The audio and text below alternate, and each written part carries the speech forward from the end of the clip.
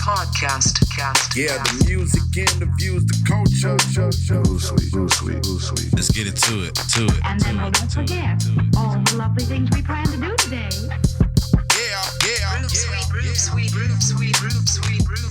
podcast. What's up, my people? What's happening? Is Mr. Al Pete with the Groove Sweet podcast. Thank you so much for hitting play, and hopefully you enjoyed the other days that we've been rocking on this CFO challenge. Listen, man, we are moving along. Day 25 right here, day 25 right here. And we almost to the finish line. I know for me personally, it's been a challenge. I ain't gonna front.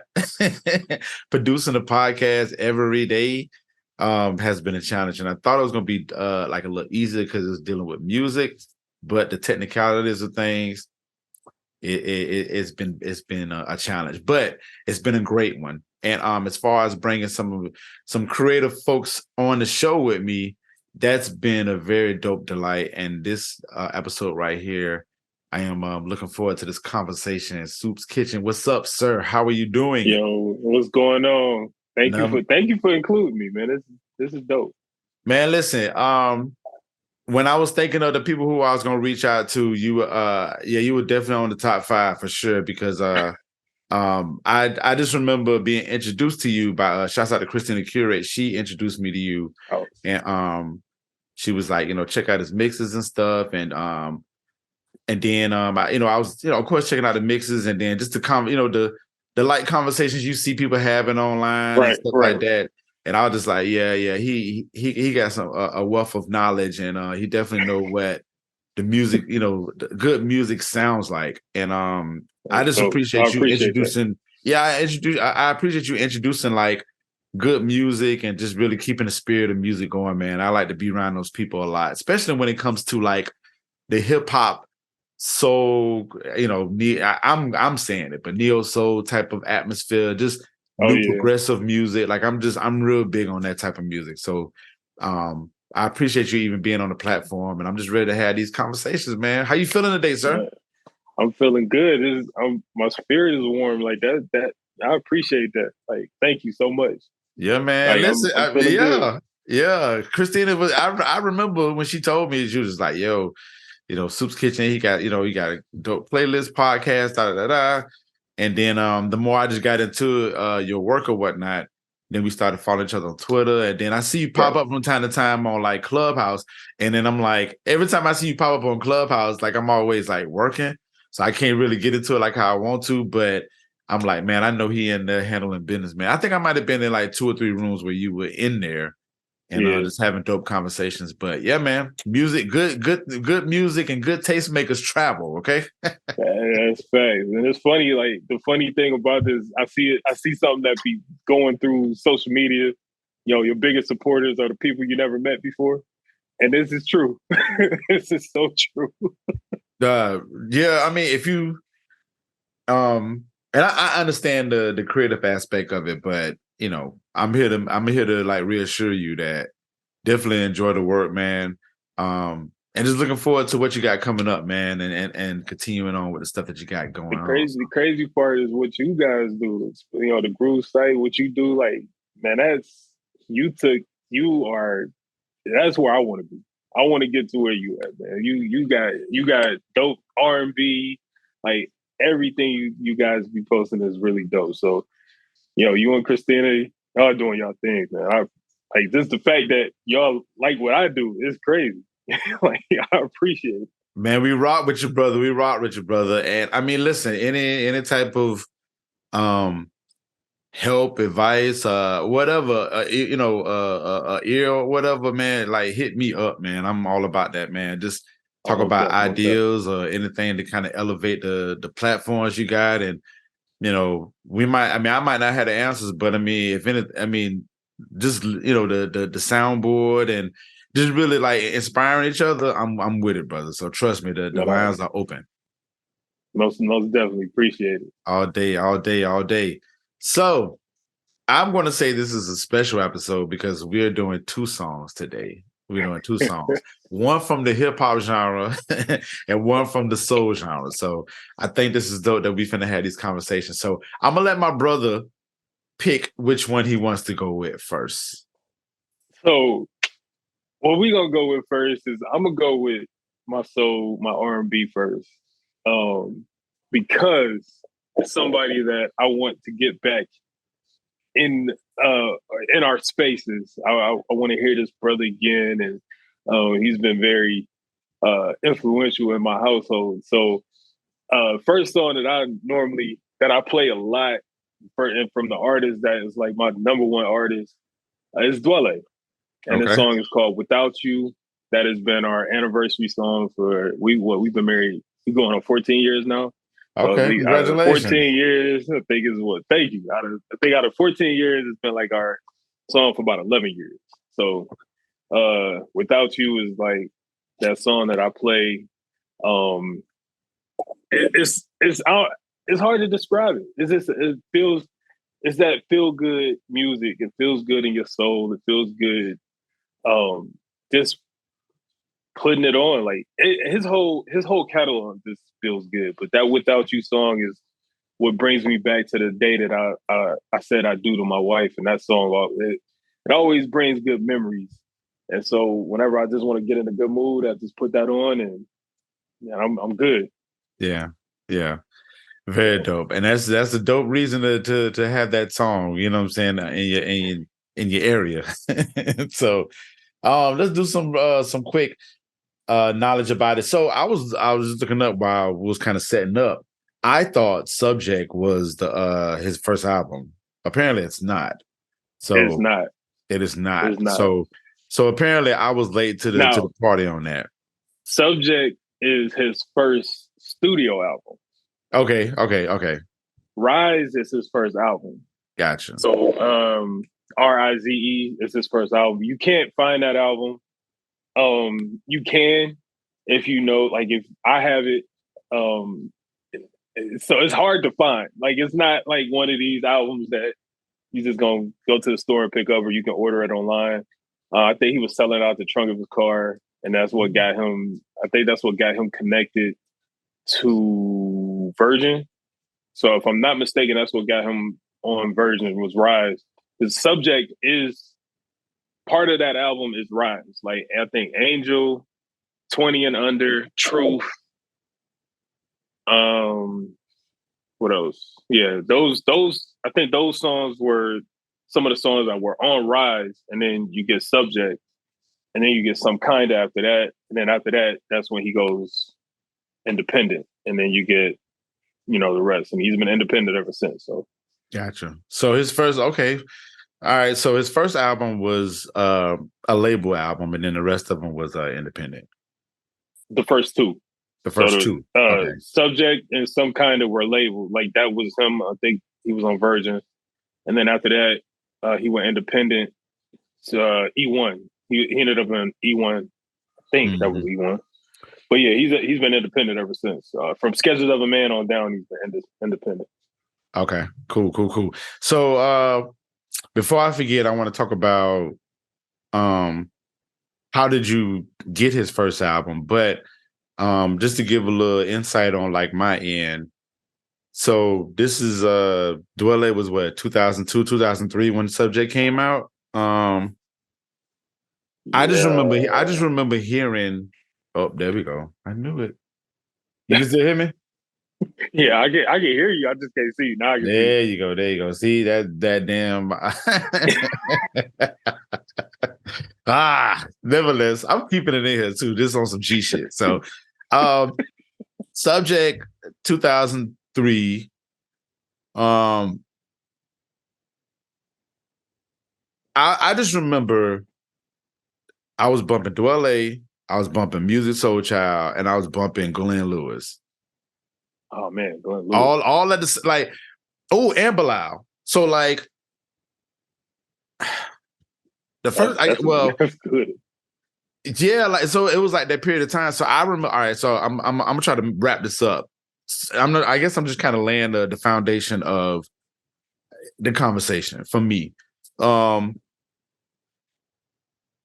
just remember like Jill Scott 2000, and I was hearing all these women neo soul-esque type of sounds or whatever. But I just remember that pocket of music when it was the Glenn Lewis, the Dwele's, the Music Soul Child, the Bilals, the Guaplays. like existing. I can't say her name. Yeah, but like I remember all of that existing at one time, and I just remember when I had Subject in my car, and specifically the song Subject, and I was like, I mean, I wasn't reading the credits. I didn't read the credits, but it still gave me that like J Dilla-esque feel, and I was like, this music is like extremely soulful. And it sucks because till this day, I kind of like look at R&B music and I'm like, okay, these people cool. But as soon as I hear like a soul gut touching person, like I go back to like when I first heard Dwele, when I first heard Music Soul Child, Glenn Lewis and that type of stuff. Yeah. That was a magnificent year. I do too. Yeah, I remember the first time I heard Dwele and it was like, so I discovered Dwele by accident. Okay. So I discovered him because I was looking up. I don't know if you remember this, but back in the day, you could like download your music off BearShare and all of those like Napster. So yep. I was on those sites because of an individual that has been in the news recently for wearing certain shirts. Yeah, that guy. Okay. So, and back in the day, I was like, "Oh man, I want to listen to his music because I mean, his beats was incredible. Like I thought his beats was just everything." So I heard that he was coming out with an album, so I wanted to try to get songs off the album. So The Wire dropped, and I was like, "Okay, I'm gonna listen to this." And I was typing in his name, and a whole bunch of stuff came up with his name, and Dwele's came up, but when you're downloading stuff, sometimes stuff comes up. It's like a file name, and then it's the artist name. I thought Dwele was just a file name. I didn't even know who Dwele was. So I'm downloading all of this stuff with his name on it, and it was a song that he had with Consequence. It was the Hold On remix. Kanye produced that, and I was listening to it, and I was just like, "Who is this dude singing?" I'm thinking it's, John Legend or somebody. I don't know who. I'm thinking it's one of Kanye's cousins, something like that. And I'm like, who is this guy? Who is this guy? And then I'm watching BET, and they had Tainted. So Tainted comes on, and it says Dwele's name featuring Dwele. That was the only time it said featuring Dwele was that one day. Right. And I was like, that's him. So then I put in his name, and then I see 20 and Under, I see Truth, or, I see all these different things. And then I see, songs from Rise. And I was like, okay, let me get this. Didn't even know Subject was out. He was on Some Kinda at this point. So I go and pick up Some Kinda, and I turn it on, and it's continuation. I'm like, okay, so they got to be a part one. So where's part one? So I go find Subject, and now I got the complete set. Yeah. And so now I'm just like playing it over and over and over again. And I think this was back in 2000. This is 2004. So I was a year late to Dwele, but just that sound, like I'm hearing the sound, and I'm just like, this is Slum Village sound. Like this is that soul sound. It's that Detroit sound. And of course he's from Detroit, of course, and also he's in that Dilla camp. So like, is Dwele, Slum Village. I can't think of everybody else, but like that whole camp, they all, work with Dilla. So I'm hearing that sound. I'm like, this is that Dilla soul that I'm hearing. And from that point, from 2004 till today, I've been a fan of Dwele. And this is his style, one of the reasons why I was looking for this type of music is because I was talking to my mom and my aunts, and we would all get around and we would have family gatherings, and they would sit up and talk about music and how music affected them back in the day. Now, my mom, they grew up in Detroit, and they grew up around the corner from Motown. So they saw everybody, Marvin Gaye, Stevie Wonder. Yeah. And the way they talked about Marvin Gaye, I was like, I want to feel that from an artist today. And I was like, So now I'm listening. I'm like, where can I feel this? What they feeling, like, where can I feel this at? And the minute I turned on Dwele's music, I felt that Marvin Gaye feel. Not saying that he's singing like Marvin Gaye or anything like that. It's just the soul that he has. Mm-hmm. He writes his music. He performs his music. He's talented. Right. And I felt that with Dwele, the way my parents and my aunts and, everybody felt when they would listen to Marvin Gaye's music. And, right. Marvin Gaye at the time back then wasn't looked at like how he was, how he's revered now. Like, he's making this weird stuff. What is this? We just want to hear ballads. So, like, listening to Dwele's music where he's making all different types of sounds and, he has some house music in there. I'm like, okay, I can rock with this. It's different. So that's when I became a big fan of Dwele. I'm like, that's my number one. Like, the kids know him, my wife know him. Like, he's like a family member in his household. I never met him, never talked to him, but like Dwele, like I brought my first child home with music. Like, I think it was Star by Slum Village, and there was Dwele singing a hook. And then it was other music from him, and I'm like, so yeah, that's how I became a fan of Dwele. Gotcha. And you answered my question because I was going to ask you, how did you find his first album? Because I remember around that time might have been mixtapes and stuff like that, like or like just some like an underground circuit or something like that, or even like a concert. But you clearly found it like online, so yeah, I found. But I actually went and purchased. Like, I saw it online. And at that time, I wasn't purchasing music. I was like, man, y'all got it. Y'all get enough money anyway. That was my thought process. But I actually went out and purchased these albums. Like, I actually went out and got Subject and Some Kind. But everybody else I was downloading. It's statute of limitations. I should be good, right? Man, we all good, man. At this point. So let me what your location? Well, where you from? Is it Ohio? Yeah, well, I'm in Cleveland, Ohio. Okay. So it's like the brother of Detroit or sister of Detroit or something like that. Like, because it's near each other, or it's near each other, and the styles is kind of we kind of the same when it comes to different. When it comes to the styles, like Detroit and Cleveland is kind of. Yeah, you got an aunt and uncle that live up in Detroit, or you got an aunt and uncle that live in Cleveland. Like, gotcha. It's like that. So, okay. So you grew up in Cleveland or whatever.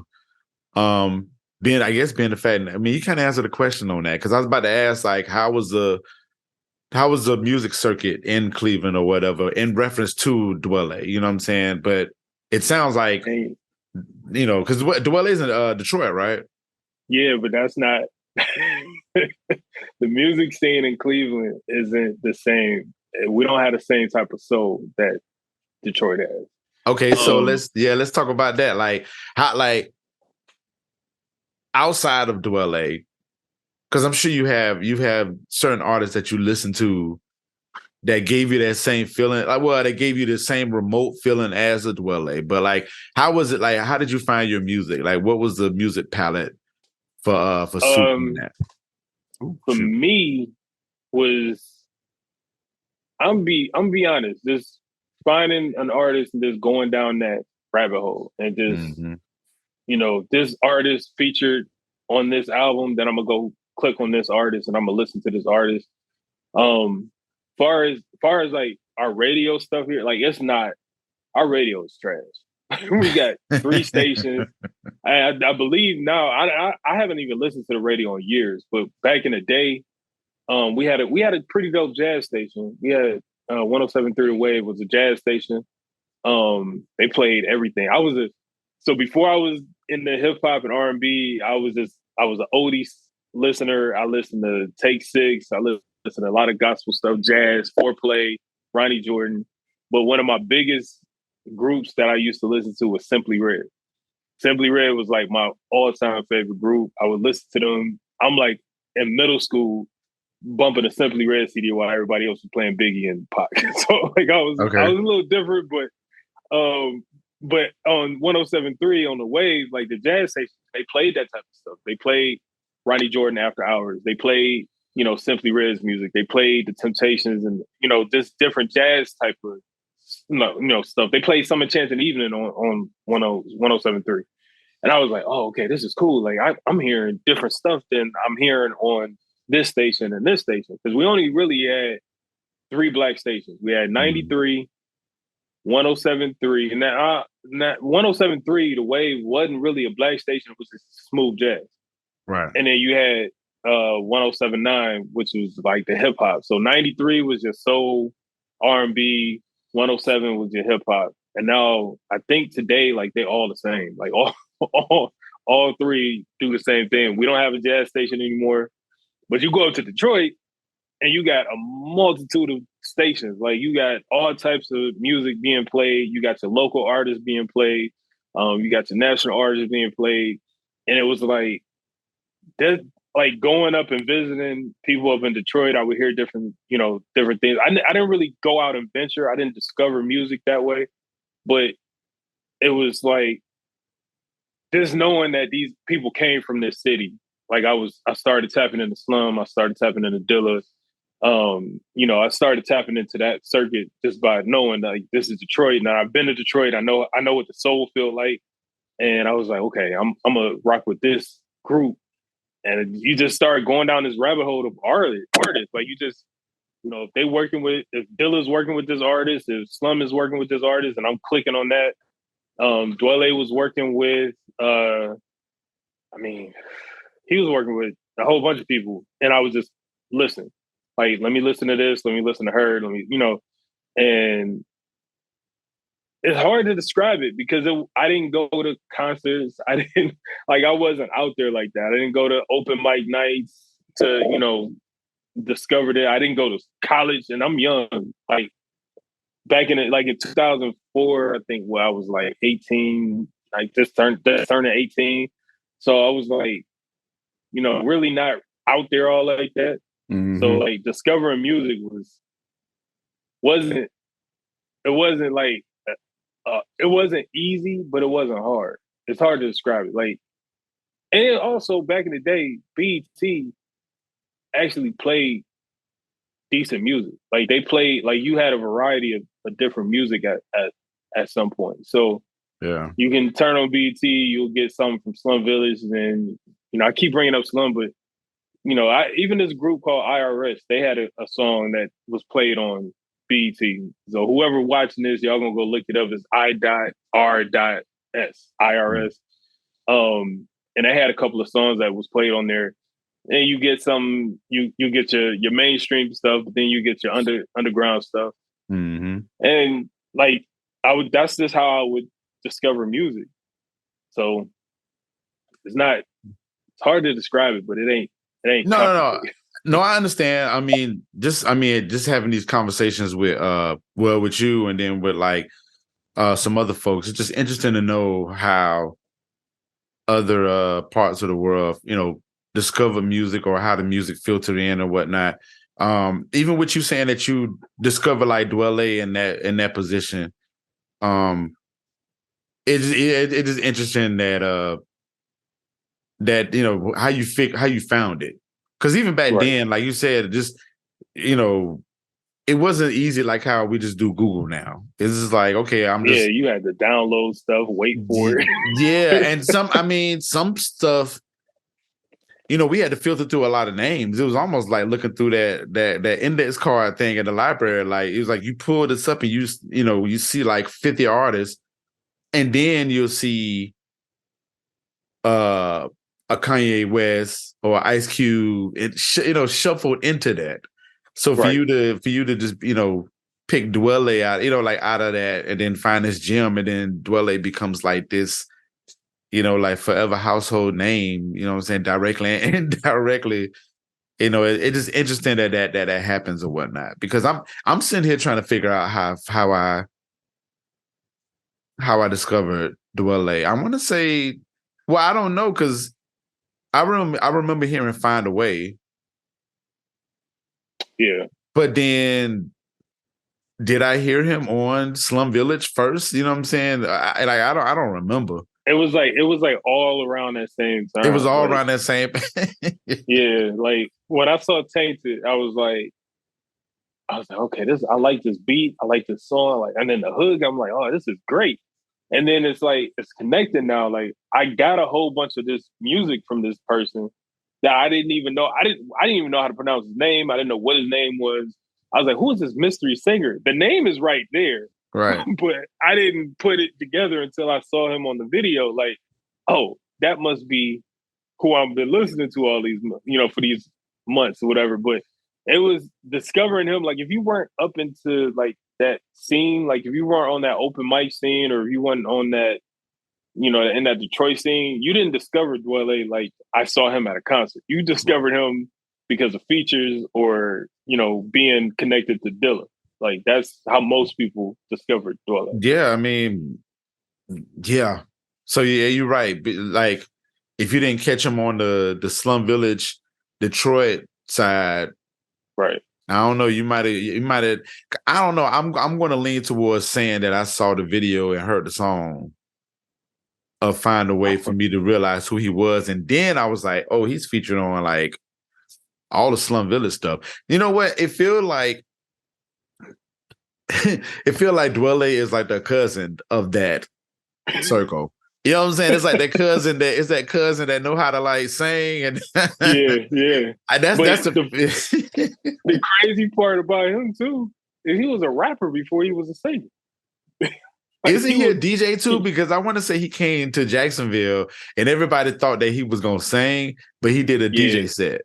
He was doing DJ. I don't know if he's still doing DJing or whatever, but I know like at one point he was DJing heavy. But he started out as a actual rapper, and now he rapping again. Like he got a new joint that I think came out in 2020 is the 101. It's him and some Detroit people. Wow. He's on a song rapping, but it don't sound bad. But if you a Dwele fan and you just hungering for like Dwele's music, then you like, I'll take it. I'll take it. But it's just like listening to him rap or whatever. I was like, okay, I remember he used to be a rapper, and he had like he had a different name because he had a issue with the label, and then he came out with it in a different name. So I can't find that stuff, but yeah, he's got an interesting career. He's on one of the biggest songs ever, "Flashing Lights." He's on the hook for that, but he wasn't in the video. He's on The People with Common. Yeah, he's on that hook. So he's on some really dope things. He's worked with a lot of different artists. So let's not forget he was on Selfish too. That's a big record. Oh yeah. Yeah, that was a big record for sure. So Dwele, he's got quite a few. No, wait, was he on? No, he wasn't on Selfish. He wasn't? Selfish? That's John Legend. That's what... Fair enough. Wow. Okay. But look, that I remember I said that's who I thought. That's who I thought was singing when I first, before I knew who he was. I was like, that might be, Gotcha. But, okay. Yeah. Damn. Yeah, he's on a lot of different. But you would think you can hear it on there, but you would think like, we would still be getting music from Dwele today. But being that independent thing is kind of hard. So I get it. I understand it. Yeah, it's definitely difficult to do that, man. But I mean, I don't know. He just has so many. I wouldn't say promising. You know what I'm saying? Because I just felt like Dwele was like a dope artist within himself. Like I didn't think he needed, you know what I'm saying, that push. And I felt like another type of entity would have like kept him afloat or whatever. But I don't know. Maybe he might have had some internal stuff that he was dealing. I don't know, but again, he has that. He does have that cousin vibe, like that cousin vibe where it's like they kind of show up and they when they show up they hear, but then it's like you see him every now and then. Yeah. I mean, he's doing great performing. Like he's still going out. He's got concerts and he do the winery places, and so he's still doing his thing. But we really, really, really need an album from him. Like, it would be really dope to get an album from him. But again, as we were talking before this about just being independent and trying to do things on your own, it's not as easy. Yeah. We can, and I think I've been learning this more with talking to different artists. Is like learning that fans, demanding things from artists actually can mentally break that artist down, because now it's like, I got to do this for them, and they're expecting me to do this, and and I'm trying to do all I can, and I'm throwing all my efforts and all my expenses into this record, and then I don't get it back. Mm-hmm. So a lot of artists really got to be mindful of when they release their music, how they release their music, so they can get that back. So I'm Absolutely. like listening to artists. I'm learning that, and I'm starting not. I'm not getting so emotional about why artists ain't dropping music, and like, it's like, okay, y'all not dropping. Whenever you drop, I'm here to support. That's how I look at it. Same like with Andre 3000, is just like, we know we're not gonna get nothing from him, but whenever you're ready, we here for you. You know what I mean? Yeah, Like, absolutely. Yeah. So it's like I'm learning how to take that into it and not take it personal. It's like, you don't know what these artists is going through. They're humans too. So once you learn that part of it, and it's easier for you. Yeah. I wish we can get back to like fan mail and shit like that. You know what I'm saying? Like, I mean, if we had something like, if we had like a filter or a special That's Twitter. I mean, yeah, but I mean, it need to be a filter though, where it's like you can only like tweet him if you want to say some encouraging words, like, because because of course on Twitter they're going to always see when you dropping out. We need a straight like filter where it's like we pouring into these artists, because these artists. I mean, like you said, like, that's you and your wife's song. I think if he would hear that, you know what I'm saying? I mean, it might change the subjectory of what he's dealing with. But I would think that'd be magnificent if an artist hears that, oh, me and my wife have like, this is our song. Our anniversary is our anniversary song. I brought my kid home to your music. Yeah. So the funny thing too, like, so I got two kids. I got a older. My son is older and my daughter is younger. And back in 2009, Zoe had just dropped. Man Made had came out, and Count to Five was going. And I think the week that he dropped Man Made is when I had my daughter. But Count to Five was already, a single. So it was funny. It was like bringing her home and trying to get her to go to sleep. And one day I just started turning on music, and I turned on Count to Five. And Count to Five was her song for years. Like, it was that and The Miseducation. Like, I would have to turn that on and she would go to sleep. Yeah. But I was actually able to tell Zoe, with her standing there, I'm like, your Count to Five song was her bedtime song. And the joy that he had in his face was incredible. I was like, letting the artists know that you support them, but then how their music affected a child of yours, or how the music affected them. I think some artists do really enjoy that. I don't know if every artist do, but I know some artists actually do like enjoy hearing that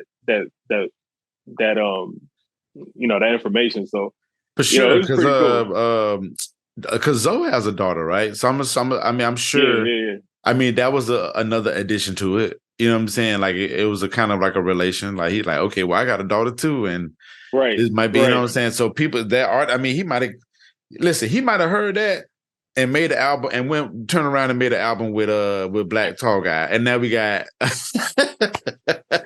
who knows? But yeah, like it was because they were just here, like they just came to Cleveland, and and I was able to tell them, and that was an incredible thing. It was a free concert because it was for arts. It was for the art. But Tall Black Guy did an album here. He did an album with Cleveland artists. Okay. He did a whole album with Cleveland artists. I think it's called In Search of the Land. Right. 12 literary arts. And so, 12 literary artists was throwing this festival, so they decided to come through. And, when you see that from artists, because Dwele has done free concerts, Zoe does free concerts. And it's like being a fan of these artists that do these free concerts. It's pretty cool. Like, I'm not seeing my artists on Twitter beefing with another artist. Like, they out here doing positive things and, doing other stuff. My favorite artist is not beefing with somebody else. So it's like, it's cool to, you get to see your favorite artist doing positive things and you don't have to worry about looking up the tabloids and they out here doing something stupid. So, it's pretty cool. Like, I appreciated what Zoe and Tall Black Guy did, and Deborah Bond. She came too, so it was pretty cool. Nice. Good Dilly. All right. Well, any last words? Matter of fact, let's do this before we go to our next song. If Dwele was watching this right now, what words would you give Dwele? Man,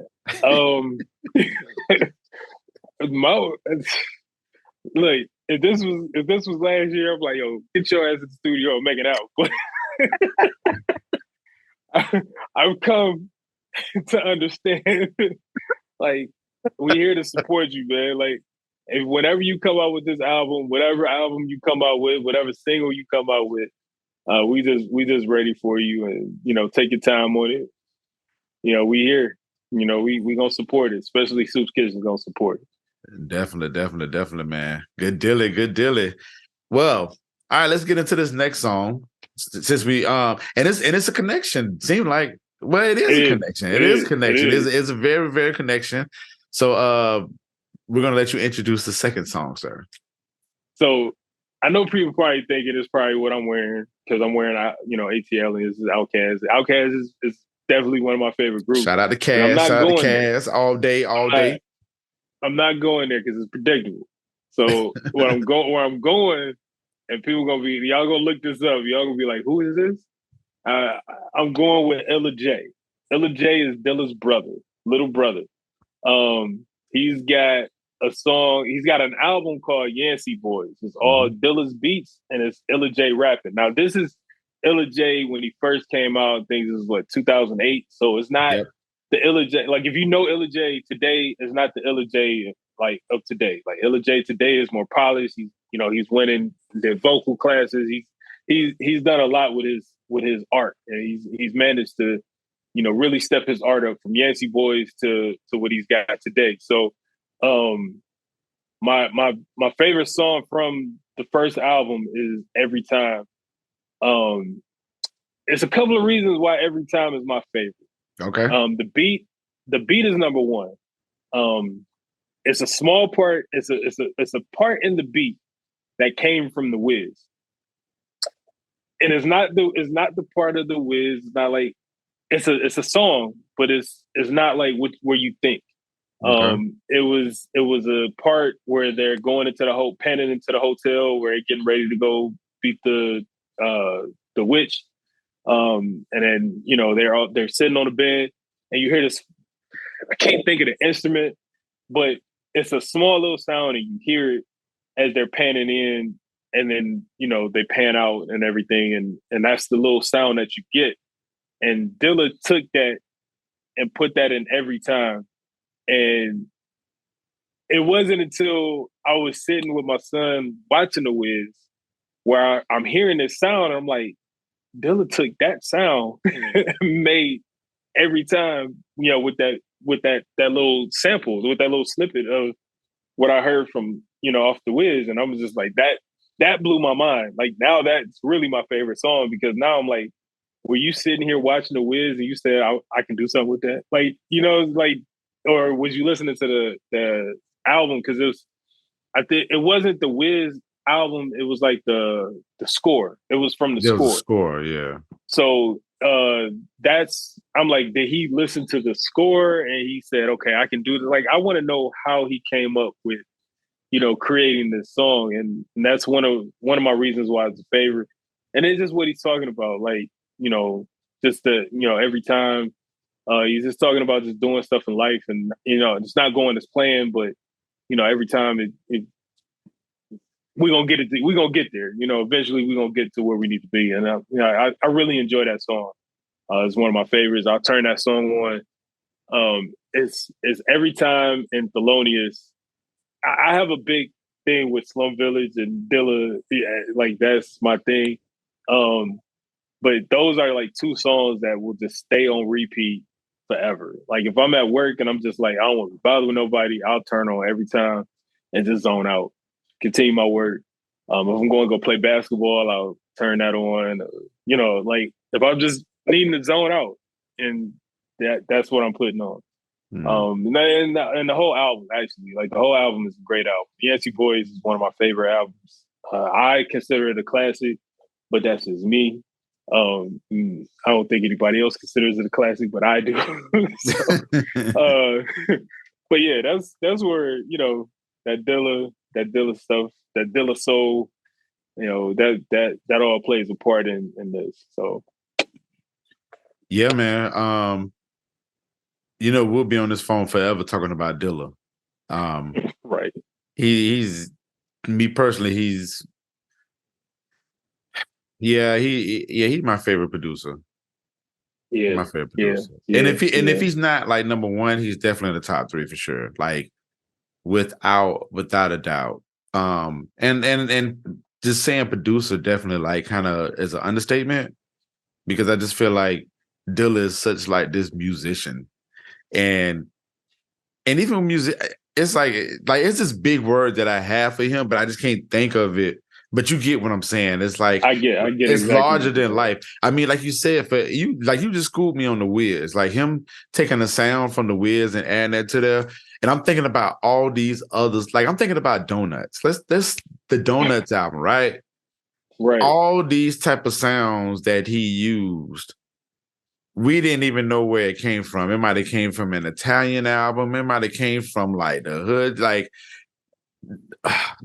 you don't know where it came from, but we don't know where it dope. come from. And then when you find out where it came from, it's so like small, but when he uses it, it's so small and obscure. Like where did you find it from?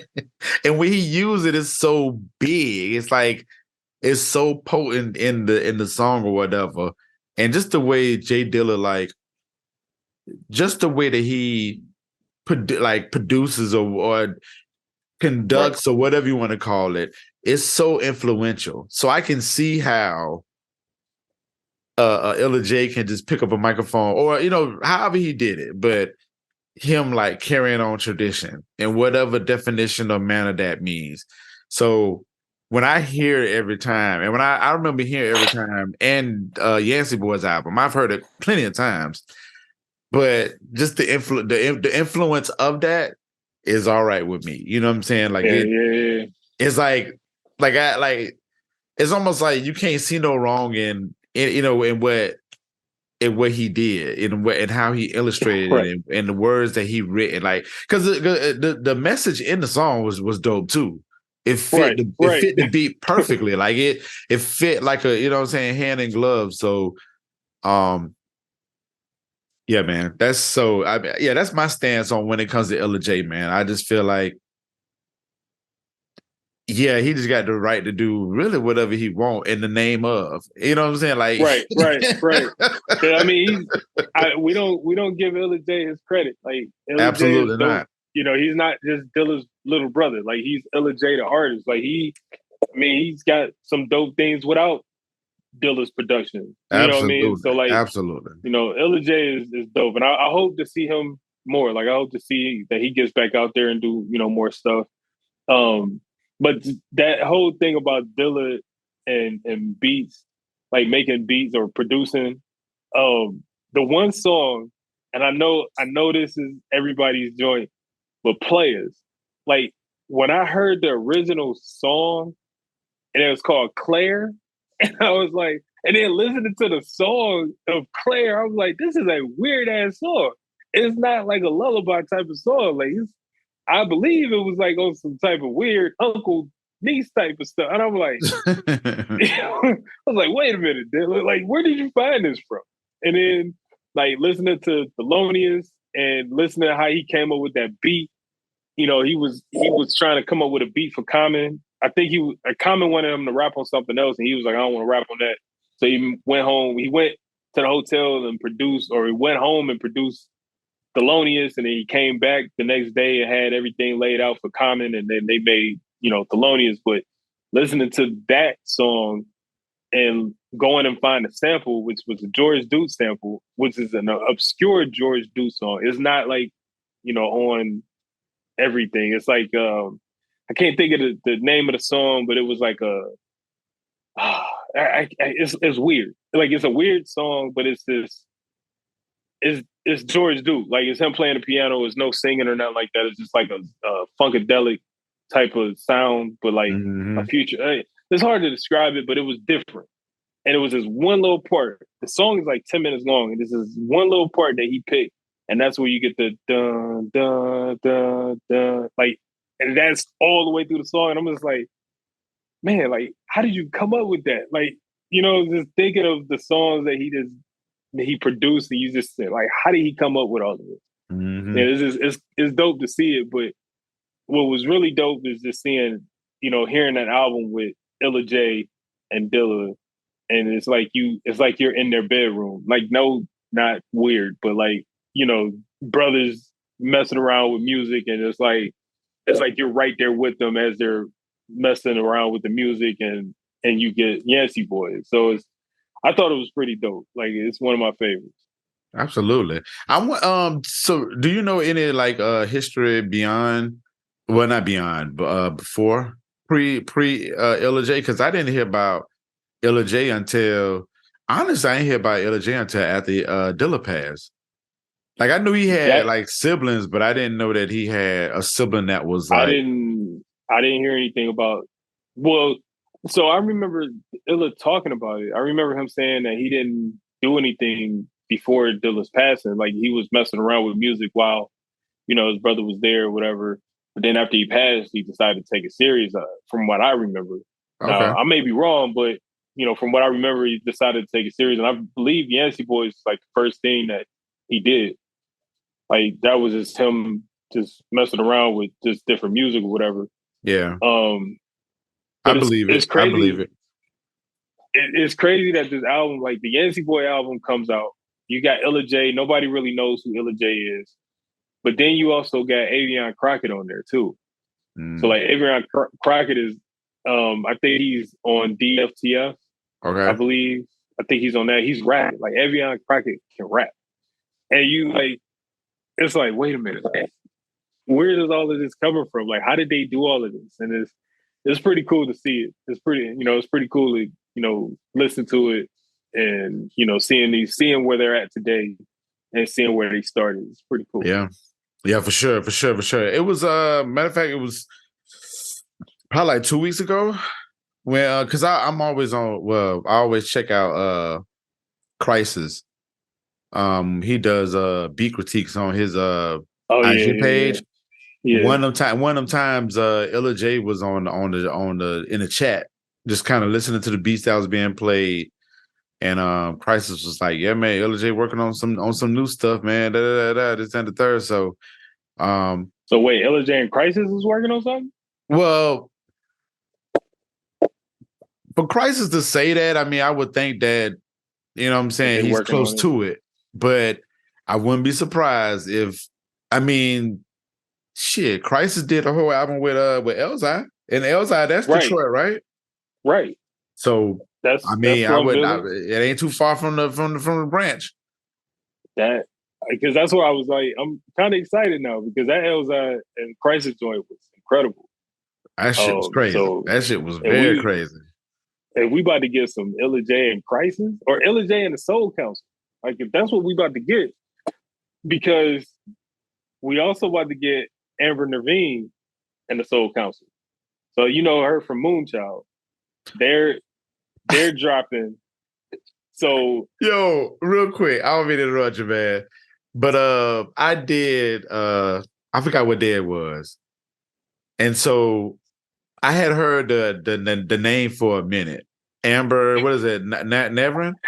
Amber Naveen or Amber Narvin? I can't pronounce the last I did not know that was the lead singer for Moonchild. I didn't know her name, but it's like, did you know they was from Washington? They from like up in Washington? I didn't know that. Nah. They from here. I thought they were from overseas. Like I thought they were for like British or something. They're from here. I found that out talking to Will Jordan. I did an interview with Will Jordan, the beginning of the year, and he was telling me about her. He was like, "Yo, they from here."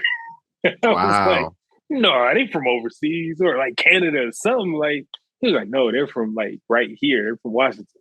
And I was like, "Oh, that's crazy. I didn't know." Yeah, I didn't know. I feel bad that I didn't know about that. I didn't know that was her.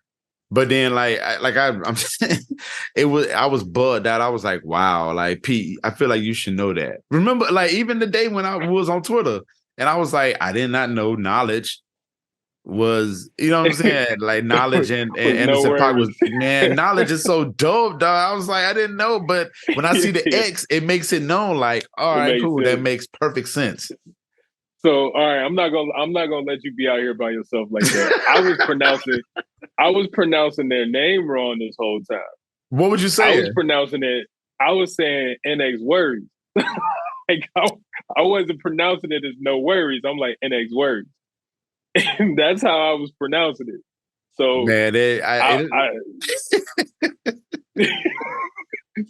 so we out here. We gonna be in this together. We out here together. Hey, I didn't know. Like I said, with knowledge, I'm not gonna let you be out here by yourself. Like I that. appreciate you, brother. We in this together. We in this together. But like, I'm talking about when I looked at the tweet and I was just like, damn, it does make sense because knowledge doesn't use the O, he used the X. So right. I'm like, okay, so that makes, and then the sound. I'm thinking about the sound, and because I buy all the knowledge his albums on like Bandcamp or whatever, like his instrumentals and shit. Like I buy all of them. So like when I paired what I heard, off of you get them from off of Bandcamp. Yeah. Listen, I spend money over there. Shouts out to Bandcamp, man. I spend money over there, boy. Every paycheck and every gig, I put $50 on that thing easily in there. I just buy music. Yeah, I do the same thing. I try to buy as many artists as I can. Yeah. But my apologies on interrupting, man. You was saying the Soul Council. No, you good. But you were saying Soul Council, they rocking together, right? So Soul Council and Amber, I hopefully Soul Council and Illa J. Like, Crisis just did something with I can't think of the artist, a rapper. And I like the dude too. But him Mussolini? Yeah. Mussolini. Man, that shit's so cold. They doing something. So I guess that's got to drop first, and then everything else is coming after that. But when the Soul Council get quiet, when Jamla get quiet, that means something coming. So Ruben Vincent is coming. Rhapsody says she's done. Yeah. Heather Victoria says she's ready to come out. So we're gonna have a nice little 2023. Absolutely. And then you add Illa J in it, possibly. You know what I'm saying? Like, man, Illa J would sound so good on some E. I mean, Crisis beats too, but like E. Jones, he would sound like great on E. Jones beats for sure. Speaking of E. Jones, I hope E. Jones is watching this. We've been waiting on Dead Stock for been waiting on this new Dead Stock for a minute, man. Oh yeah, so he hasn't dropped the album because he dropped a single. He dropped Beach House Summer, the Take 6 joint. Yeah. So it was so he used the same sample for both. So Summer, Rooftop Summer, and Rooftop Summer and Beach House, or I think it's Beach House Summer. They use the same. He used the same sample, just different parts of that. It's Take 6, but he just used different parts of the song. So it was pretty cool when I connected. And if you in the gospel like I am, because like my mom, when it was time to clean up, Helen Baylor, Take 6. Mm-hmm. Speaking of Helen Baylor, like how they been going around using that boom sound, like I I used to listen to that in the car with my mom 24/7. So the minute I saw it on TikTok, I was like, oh, come on, man. TikTok got to it. I was like, no. But like, if you a fan of that, you know exactly what song it is. I'm not gonna put the song out there, but when you listen to it, if you a fan of Take Six, you know exactly what it is. But absolutely, yeah, we wait on that dead stock though. Yeah, them tapes are very good, man. Them tapes are very good. So yeah, exactly. Yeah, and I want to. Yeah, I mean, and even to go back to the Illa J, man, I'm just thinking about some of those beats that's on those tapes, man, and just hearing Crisis, man, with his stuff, man. I think that'd be amazing for the pair up for the Soul Council. Because you got, with Illa J, you got Yancey Boys, and then you got the other Yancey Boy project. That was I'm trying to look it up now, but I think it was just called Yancey Boys, okay. And it was him and who else was on there? Frank and Dane. It was him, Frank.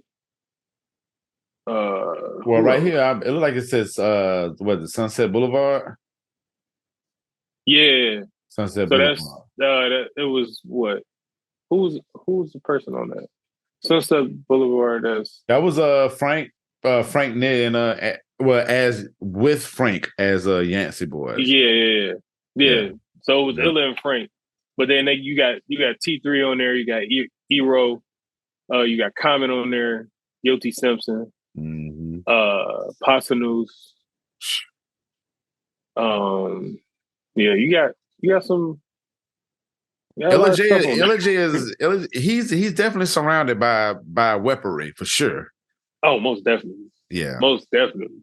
Like like what the amount of resources Illa J has is ridiculous. Like he could tap on anybody's shoulder and they coming. So it's pretty cool. Like I said, like when you look at that Yancey Boy project, the Sunset Boulevard. I mean, you got Common on there. Common worked with Dilla on one of his best albums. So yeah, I need you to come lay a verse on this. And they gladly did it, so it's pretty cool to see this, to see what Illa J could come up with. I mean, he's got 4 albums. If I'm not mistaken. He did his thing with Slum Village too. So he did that. He did, he did Slum Village for and speaking of Illa J, he's got a new album out. like recent? Yeah, it dropped May. It dropped in May. It's called Hideout. We need to revisit. Okay, we need to visit. Yeah, I gotta visit this. Like the last one I thought was the John Yancey joint. That's what I thought was his last one, but it's not. So I gotta go back. And then he finna drop some new stuff, whatever that comes about. So yeah, I definitely need to listen to this new one before he drops new music. Yeah, like I'm calling myself a fan, and I didn't even know he dropped the album in May. This is crazy. No, listen, the climate of hip hop, man. You just don't know who dropping when, and then now, that's why I like about the underground aspect of hip hop. Like right now, like the underground hip hop is like bubbling. Now the hip hop that's present or whatever, the pop aspect of it, it's diminishing right in our eyes. And and when I say diminishing, it's not like on die overall, but like the underground, everybody's kind of moving down to that underground sector. And so with that being said, when it comes to the underground, everything is kind of guerrilla like. So you got people releasing songs on on Wednesday, on Sunday, and so it just messes everything. Messes our minds up because we think music comes out on Fridays, but it used to come out on Mondays. Well, Tuesday as well, yeah, Mondays and Tuesdays. Used to be, and I remember I can't think of who just dropped the album on Tuesday and said that they wanted to do that. I think it was Big Pooh. Pooh dropped his album on a Tuesday, and he was like, "I want to get back to that." Well, little brother did that too when they dropped their album. They dropped it. They dropped that on a Tuesday too. Yep. But they didn't explain why they dropped it on a Tuesday. But Pooh just explained why, and he was like, I want people to enjoy the music for the week. You know, people get music on Fridays and you really not enjoying it because it's the weekend.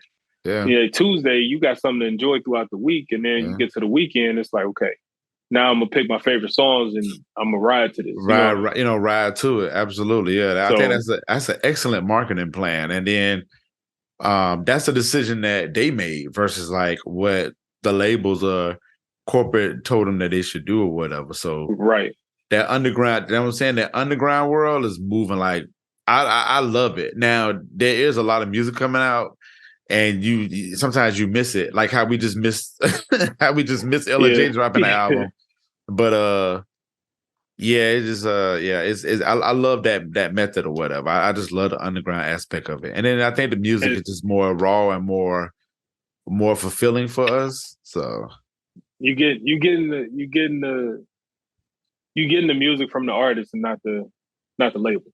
Not the machine. Absolutely. When the machine is pushing that music, that's the machine's music. Absolutely. And that's all you're gonna hear. But like when the artist is saying, you know, I got something for you guys, and it's coming directly out the artist's mouth, you pretty much getting what if you're a fan of that artist, you pretty much are getting what that artist, puts out. You're not getting a manufactured thing. You're getting, what they feel from the heart.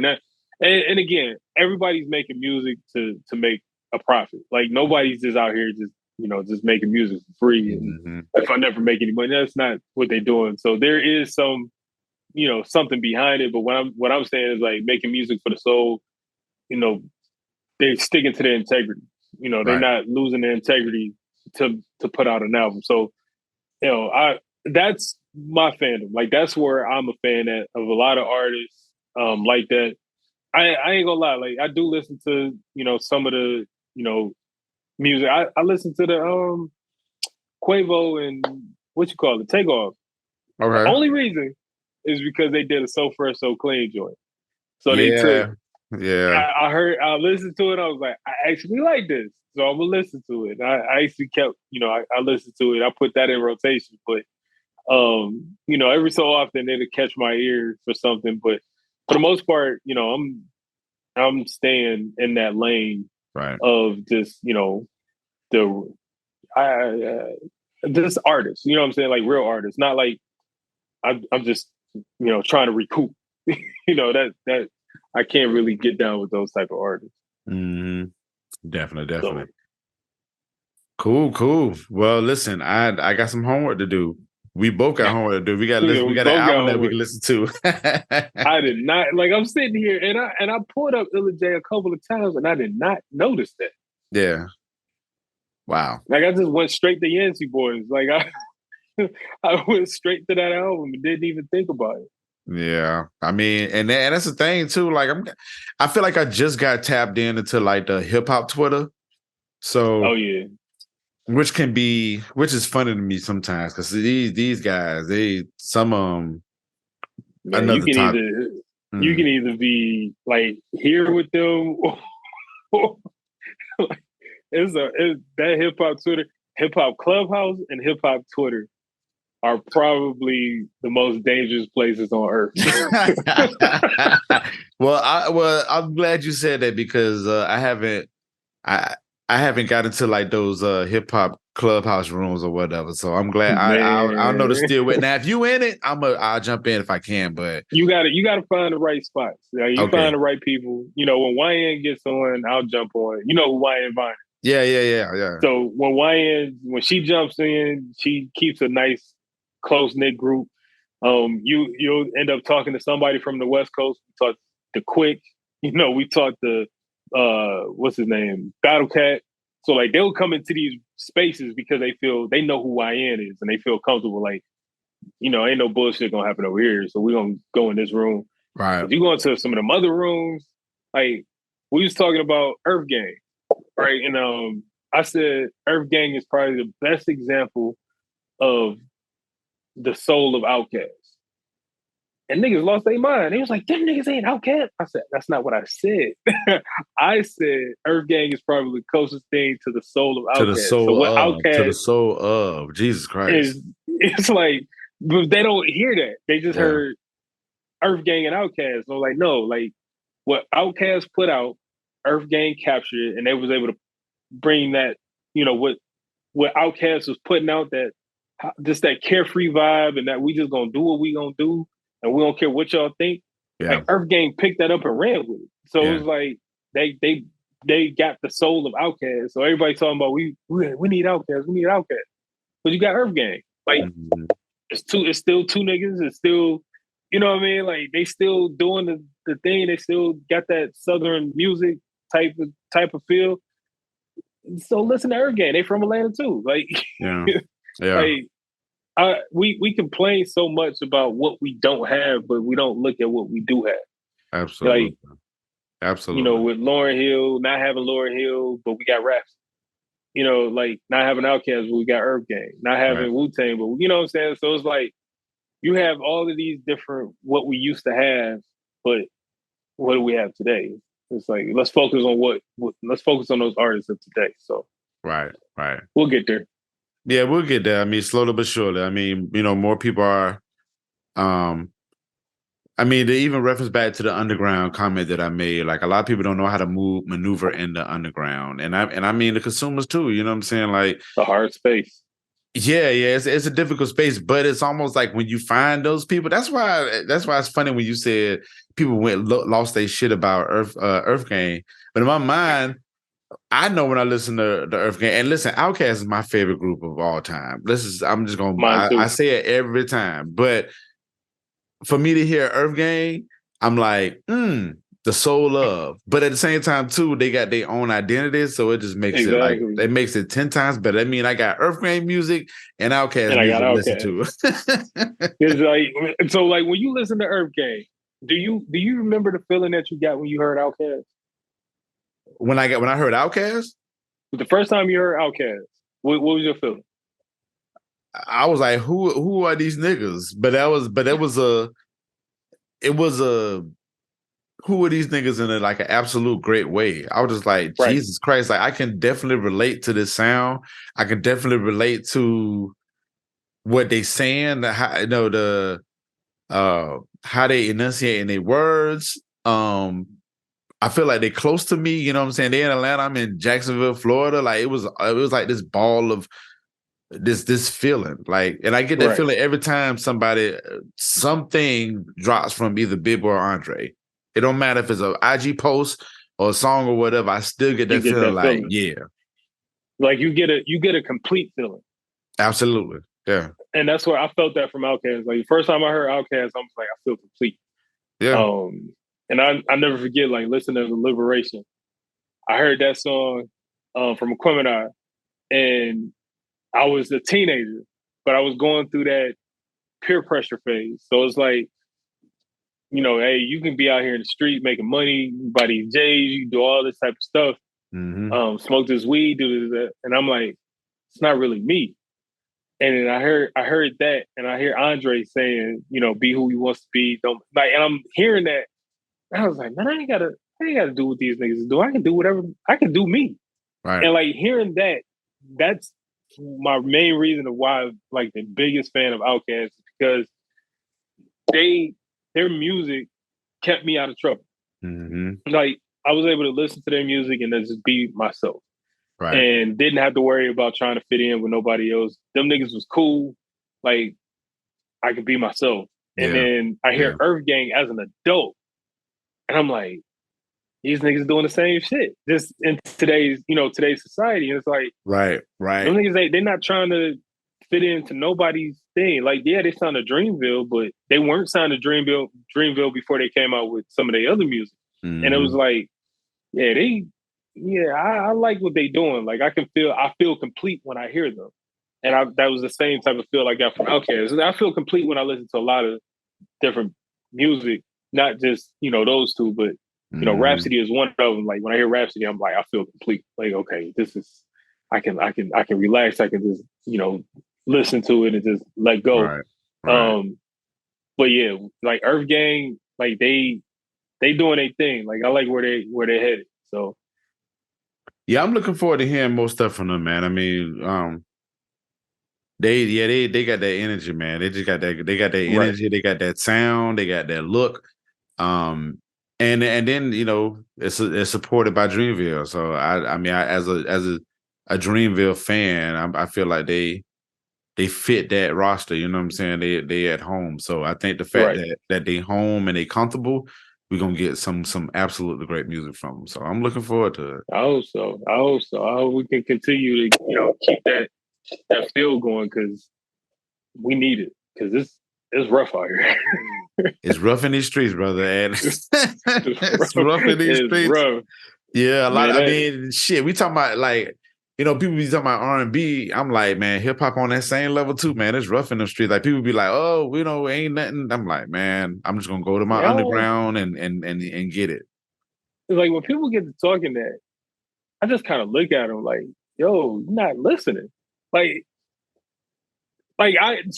being a fan, like hearing it. Like we hear the underground music, right? So it's like when we saying it, we're saying like, okay, the mainstream stuff that they pushing out is trash. Right. But we're not saying that like good music don't exist. There's a lot of groups that are saying like good music just don't exist no more. That's not true. Like R&B is fine, hip hop is fine. It's just that these machines are pushing, what they pushing the garbage out for whatever reason. That's what's being pushed. But we know that there are great artists making great music. They just don't have the same outlets as these bigger names or whatever. So right. When people get to talking to, I'm like, and they don't have like we can talk, like we just mentioned Earth Gang, we mentioned Rap, we mentioned Illa J. We've mentioned a whole bunch of different names that I'm quite sure people don't really know. And you get somebody who is stuck in the 90s and they come talking that, say, yeah, man, hip hop ain't what it used to be. But you still got artists that are embodied, like that have embodied those 5 elements of hip hop, like of the culture. Absolutely. And they're out here today. I mean, you got Nick Grant, you got Corday. So you got, some of these people. Then you got Brittany Carter, you got, Rap, you got Lyric Jones, you got even Lyric from A Room Full of Mirrors. Like that you got a whole bunch of people, all different areas that are embodied, that have embodied the whole 5 elements of hip hop. So I think we changed the conversation. Like I think it's up to us to change the conversation. Like, for the people who do know that good music exists, to just change that conversation by continuing to do these things, continue to put these playlists out. So yeah, I think we have to do better. For the people who do, like we know we have the ear for it. We just gotta ignore what people are talking about and just put it out there. Absolutely. I totally agree, brother. Totally agree. Wise words. So all right, listen, man. We'll be on this thing all night, talking about the state of. But listen, this is not going to be the last time you're going to be on here. Hopefully, it's not the last time, man. We got a lot of conversations that we can have, man. That I would like to have, whether individually, collectively, like especially like some group conversations would be like extremely dope. So, man, let's do a group conversation with Dwele. Hey, if we can get Dwele on these podcasts, listen, I'm with it. I'm totally with it. I'll shoot from my end. I actually had a plan to like take that clip that you said and like try to get it to Dwele to see if that could be a motivation. So I'm gonna try to reach out on my end too, because I think I know a couple of people who actually work with him. Okay. I'll reach out to I think I still have his manager's contact. So I'll reach out and see if we can get him on this podcast. I don't want to just talk to him about when you coming out with an album, but his music knowledge is very dope. Like I want to talk to him about, him being on the scene and, what was going through his head when certain things was going on. So that would be really dope. Okay, word. Well, let's. We got an assignment. We gotta get Dwele on these things, and we gotta listen to this Illa J album before he drops some new stuff. we gotta do that, and one more person we gotta get. We gotta get Alex Isley. Alex Isley has been ignoring me for years now, and I just want to get her attention. Like, I just saw her last IG post, and I was like, "This beautiful lady, dog. She's crazy beautiful, and she sings great." I'm like, exactly. wow. Like, I just want her to know that I appreciate everything she does. I just want her to know that her music is great, appreciate it. It's very dope that we have her making music. So yeah, I just wanted to let her know that. She's been ignoring all my acts and everything. I'm just trying to let you know I'm supporting you. That's it.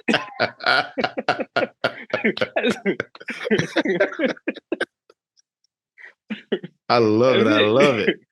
She growing too. We got to catch her before she really hit that spot. I know, man. That's what I'm saying. Like, I'm trying to talk to her before she gets to her status where you can't even touch her no more. Like, I'm trying to talk to her before that. So yeah, for sure. No, this has been extremely dope. Like, I truly appreciate this time, man. Like, nah, man, I appreciate you. I I appreciate you wanting to do this, man. This is a great conversation. Like I said, this ain't gonna be the last. So, but thank you so much for blessing these lines. So it was some good knowledge, good information. Yes, sir. I appreciate you, man. Yeah, hold on tight before I'm gonna end the show. I be meaning to tell my people don't hang up before I say don't hang up, but never let y'all hear it. All right. I used to do this before, so I know I wasn't gonna hang up on you. I'm like pre-production, Pete, pre-production, but whatever. All right. Groove Suite Podcast. Thank y'all so much for tuning in, man. Soops Kitchen gave us 2 jams that y'all should go listen to. The link is in the notes and all the good stuff you can find. Oh, before we get out of here, man, please tell the people where they can find you at. Please tell them. All right, so you can get at me at Soops Kitchen, SOOPS Kitchen, on all your social media sites. I'm mainly on Twitter now, so it's Soops Kitchen on Twitter, Soops Kitchen on IG, Soops Kitchen on Facebook, Soops Kitchen on Clubhouse, and also Soops Kitchen on Fanbase. If you are Black, I need you guys to go to Fanbase and use Fanbase because I actually invested in Fanbase. So I need you guys to use Fanbase. For sure, yeah, man. Like, you can get at me any type of way, email me, whatever you need to do. I'm here for you. Indeed. Yes, man. Then follow Content Colors of Creators. Please go to c4challenge.com. Check all the good stuff from there. Make sure you follow the Groove Suite. Instagram, Twitter. Make sure you follow MPN Management, Instagram, Twitter. Follow me on Instagram, Twitter. It's Mr. LPMPN. And yeah, just follow us, man. Follow us because we both got some dope shit. All right. So Be good, y'all. Be good. Be safe. Be good to yourselves and be good to others. All right. Peace.